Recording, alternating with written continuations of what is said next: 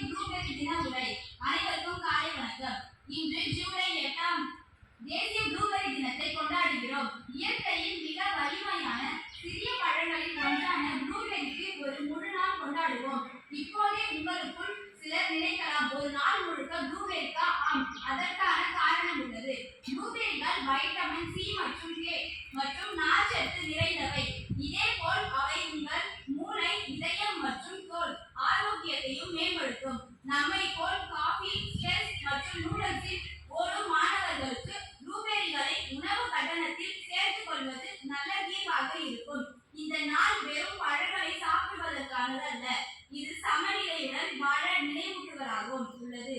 ப்ளூபெர்ரிகள் வட அமெரிக்காவை சேர்ந்தவை மற்றும் பழங்குடி மக்கள் இதை உணவிலும் மருந்தாகவும் பயன்படுத்தினர். இன்றைக்கு இது நிலைத்தொழில் முறை வேளாண்மை, ஆரோக்கியம் மற்றும் புதிய கண்டுபிடிப்புகளின் சிக்கனமாக உள்ளது. வேளாண்மை ஆராய்ச்சியில் இருந்து ஊட்டச்சத்து விஞ்ஞானத்துறை எளிதாக இப்படி கொண்டாடலாம். நாளைய காலை உணவில் ப்ளூபெர்ரிகளை சேர்த்துக் கொள்ளுங்கள். அருகில் உள்ள விவசாய சந்தையை சென்று உள்ளூர் விவசாயிகளை ஆதரியுங்கள். நாம் மாணவர்களாக இருப்பதால்